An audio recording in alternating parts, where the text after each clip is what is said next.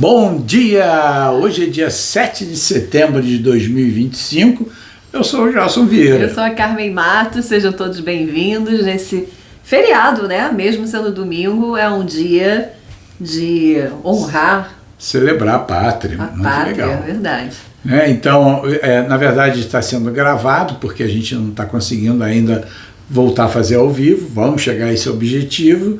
Mas 1000 seguidores. 1000 seguidores. E vocês, a vantagem é que vocês podem acessar desde muito cedo, né? A gente normalmente fazia a live às 8 da manhã, hora de Los Angeles, meio-dia, e aí vocês tinham que esperar. Agora vocês já, normalmente no sábado, já vão estar disponíveis, já vai estar disponível a palestra. E né? a gente pede ajuda de todos vocês, que continuem compartilhando, continuem assim, pedindo para que seus amigos, seus familiares possam seguir o nosso canal, o Mestre em Outras Palavras, e possam também estudar com a gente, fazer esse Evangelho no Lar. Tendo a água preparada para que ela seja fluidificada e fazer essa decisão de fazer o Evangelho sempre no mesmo horário, porque a espiritualidade também precisa se programar para poder estar presente na casa de cada um, fazendo E é tão maravilhoso, né? Tão maravilhoso poder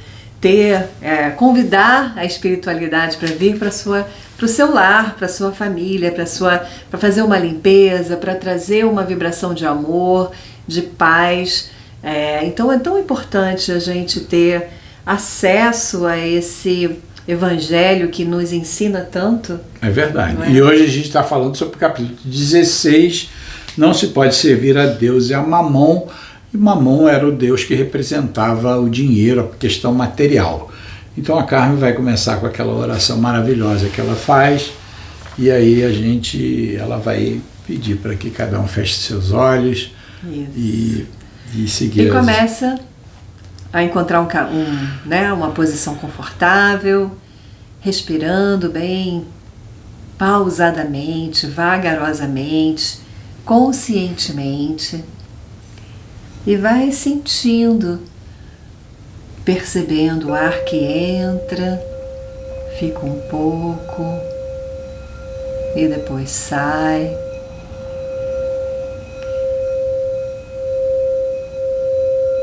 Sentindo essa abundância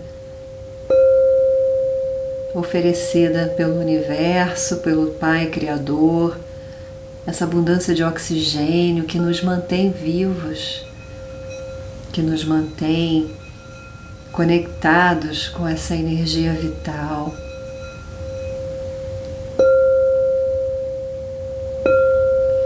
Respira fundo mais uma vez. E você é bem-vindo a acompanhar essa oração juntos, percebendo, observando ou repetindo silenciosamente. Senhor da vida, neste momento em que nos reunimos para o Evangelho no Lar, elevamos nossos pensamentos a Ti, buscando luz, clareza e discernimento. Hoje refletimos sobre a verdade profunda que Jesus nos ensinou. Não se pode servir a Deus e a Mamon. Essas palavras nos recordam que não é possível viver com o coração dividido, tentando seguir ao mesmo tempo o amor divino e as ilusões da matéria. Mamon representa a riqueza egoísta, o apego excessivo, o desejo de poder e posse que aprisiona a alma. Deus nos chama ao caminho da simplicidade, da generosidade e da confiança do seu cuidado. O coração que se prende somente aos bens materiais se torna pesado, inquieto, insaciável. Mas o coração que busca primeiro o reino de Deus encontra paz, abundância interior e a verdadeira liberdade. Que possamos, Pai Maior, nesse momento de estudo e oração, observar nossas próprias escolhas, em que temos colocado nossa confiança. Onde repousa a nossa esperança e segurança? E o que tem guiado nossas decisões? O amor ou o medo da perda? Pedimos, Pai de bondade, que nos ajude a desapegar do que é transitório e ilusório, para que possamos viver um equilíbrio, sabendo usar os recursos materiais como instrumentos de serviço e não como correntes de escravidão. Que Teu Espírito de amor ilumine nossas mentes e corações, para que esse Evangelho no lar seja fonte de renovação, despertando em nós a verdadeira riqueza, que é a caridade, a fé viva e a paz que nos depende das coisas do mundo. Assim é, e assim está feito. Pai nosso que estás no céu, santificado seja o vosso nome, venha a nós o vosso reino, seja feita a vossa vontade, assim na terra como nos céus. O pão nosso de cada dia nos dai hoje, perdoai as nossas ofensas, assim como nós perdoamos a quem nos tem ofendido. E não nos deixeis cair em tentação, mas livrai-nos de todo mal. Ave Maria, cheia de graça, o Senhor é convosco. Bendita sois vós entre as mulheres, porque bendito é o fruto do vosso ventre, Jesus. Santa Maria, Mãe de Jesus, rogai por nós, filhos da luz, agora e na hora de nosso desenlace, que assim seja. Então, gente, é o capítulo 17, que é essa maravilha. 16, meu amor. 16, desculpe. Hoje eu estou cismado. Mas, e não se pode servir a Deus e a Mamon, e a Mamon sendo essa questão do desequilíbrio da busca da questão material, né? E Jesus, numa passagem, ele relata no Evangelho um encontro com um jovem rico que tinha muita vontade de conquistar a vida eterna, né? Ele era absolutamente focado em tudo que ele fazia e ele queria, e ele dizia a Jesus: olha, eu já sigo os mandamentos, eu já faço tudo que é preciso, mas eu quero ir além, eu quero realmente ter o direito a essa vida eterna de forma total. E aí Jesus disse: olha, vende tudo que você tem e me segue, né? Então ali esse jovem estava querendo realmente conquistar de forma definitiva o reino do céu. E aí Jesus disse: olha, se desfaz que tudo que você tem, Deus pobre me segue. E aí na balança desse jovem ele disse: os meus bens materiais ou seguir a Jesus, não, eu prefiro esse bem material do que seguir a ele. E aí a gente colocando luz nessa parábola, nessa situação, ele trocou por alguma coisa que era completamente passageira, era uma posse durante algum tempo de algo que, na verdade, nunca pertence a nós. Quando a gente tem um carro, quando a gente tem algo, ele não faz parte de nós. É um empréstimo a nós enquanto nós estivermos aqui. Assim que nós formos, ninguém leva o carro, ninguém leva nada. Então, a proposta de Jesus é: me segue, porque você, dentro de você vai carregar todos os ensinamentos que eu tenho. Então você vai estar caminhando junto com meus apóstolos, mas aprendendo a real significação da vida eterna e o que é realmente importante para o espírito. Ou você escolhe aquilo que você não vai levar para lugar nenhum.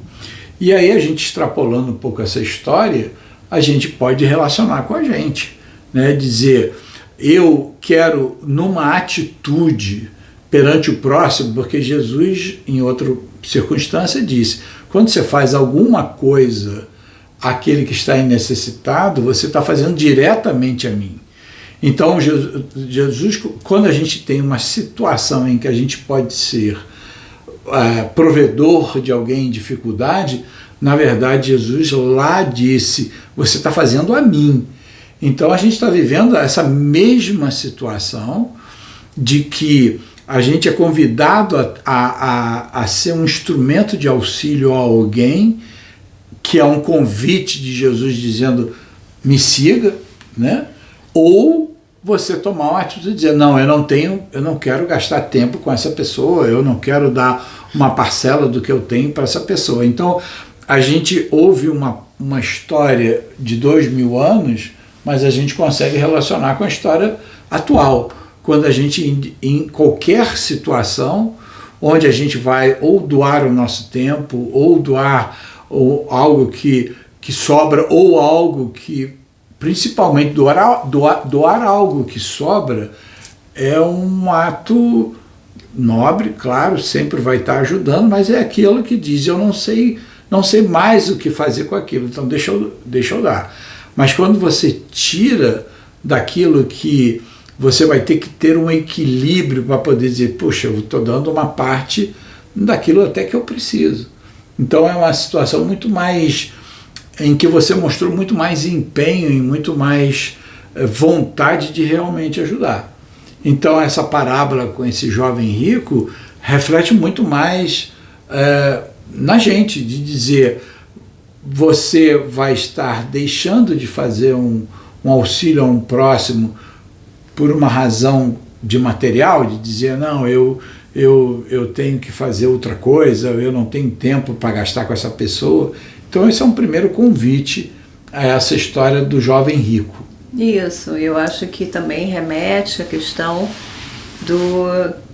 de fazer as pazes também, né, com essa questão de estarmos vivendo essa experiência na matéria, né?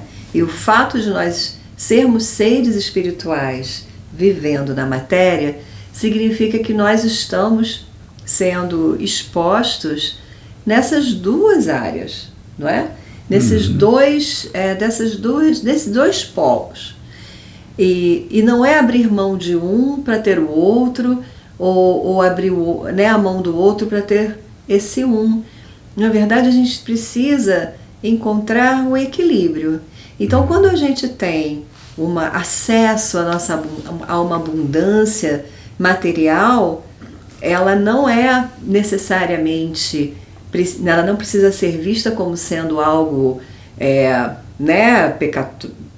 com pecados, ou que você está abrindo mão da sua espiritualidade, ou você está sendo egoísta e avarento e não dividindo essa abundância com os precisam. Na verdade, o que a gente está querendo enfatizar, pelo menos eu acho que é isso que eu entendi, qual é a função, né, da materialidade. Quando você tem acesso à abundância, quando você tem acesso a coisas materiais que te trazem uma situação de conforto, qual é a função disso, né? O que tem por detrás, o que você reconhece como sendo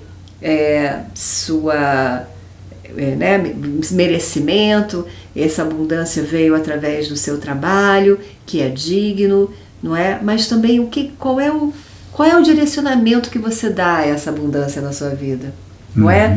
Ou você fica só nesse lugar acumulatório e desfrutando, ou você também, claro, tem tudo isso e também, né, utiliza para acessar a espiritualidade. É verdade. E nesse capítulo existe uma história com Zaqueu, né? Zaqueu era um cobrador de impostos muito rico, e ele, quando viu a presença de Jesus, ele se sentiu tocado em fazer uma modificação na vida dele. Ele tinha uma característica, ele era muito baixinho e dificilmente na multidão ele seria visto. Então ele fez com que subisse numa árvore e pudesse ser visto por Jesus. E nisso já tem um ensinamento aí de você fazer o esforço no seu objetivo, né? Então ele não se limitou à condição que ele tinha, ele diz, o que eu faço para que eu sobreponha essa minha limitação. Então ele foi lá e subiu e queria que Jesus o compreendesse nesse novo processo dele com a relação material que ele tinha. Então Jesus já, né, sabedor da intenção dele e da situação que ele queria ter, digamos, fazer um acerto de consciência, ele disse para Zaqueu: Zaqueu, se desce daí que eu hoje vou na sua casa. E aí todos já julgaram, né? Dizendo, nossa, Jesus vai na casa desse cobrador de impostos, já fazendo uma crítica a Jesus. Imagina, fazer uma crítica a Jesus. Uhum. E aí Zaqueu, ele colocou para Jesus dizendo o seguinte: eu vou dar metade de tudo que eu tenho aos pobres. Numa mensagem, e a gente pode interpretar dizendo equilíbrio. Eu não vou me desfazer de tudo, porque eu ainda preciso de algo. Porque eu estou na matéria. Porque eu estou na matéria, então eu vou me desfazer da metade e vou dar a cada um que se sentiu lesado por mim, eu vou dar 4 vezes o valor que se sentiu lesado. Então ele, não só nessa mensagem, colocou essa questão de equilíbrio, de dizer, não, eu vou ficar totalmente pobre, vou me desfazer de tudo, e aí dali em diante ele não poderia ajudar mais ninguém, né? Ele ajudou até aquele momento, então ele já estaria sem condições, ele não ia ter. Então houve o equilíbrio, e houve principalmente a reparação. Então quando alguém faz alguma coisa de errado e diz, meu Deus, o que eu faço?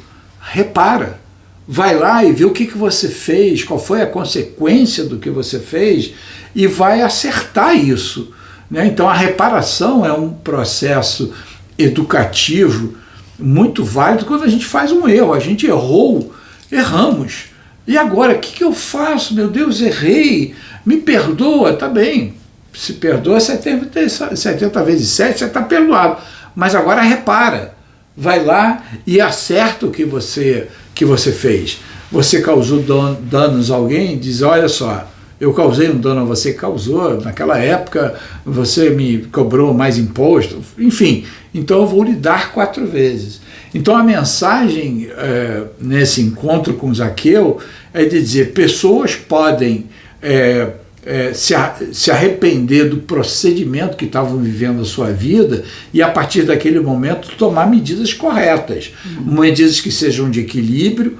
Ninguém quer que você, né, por exemplo, quando você paga uma promessa e você se machuca, né, você vai de joelhos e sobe um caminho muito grande, isso não é bem olhado para quem ama muito, porque diz, eu não quero que você se machuque. Eu quero que você faça uma ação que, na verdade, beneficie alguém e não que te prejudique. Então, muitas vezes, essa questão de pagar a promessa sem nenhum tom de crítica, a ideia é, você quer fazer alguma coisa, faça o bem a alguém. Né? Eu vou me sacrificar. Tá bom, você vai se sacrificar? Então deixa de comer, né, de jantar fora ou de fazer o quê? Pega uma parcela desse valor que você economizou por sacrifício e auxilia alguém. Agora, não faz uma imolação, uma dor a você mesmo, achando que o Criador ele não quer, ele te ama. Então, entenda que a gente tem que ter esse equilíbrio. Então, Zaqueu disse, eu proponho um equilíbrio, eu tenho família, eu também vou com essa parte que vai me tocar, eu vou continuar a fazer um processo de auxílio e eu quero reparar.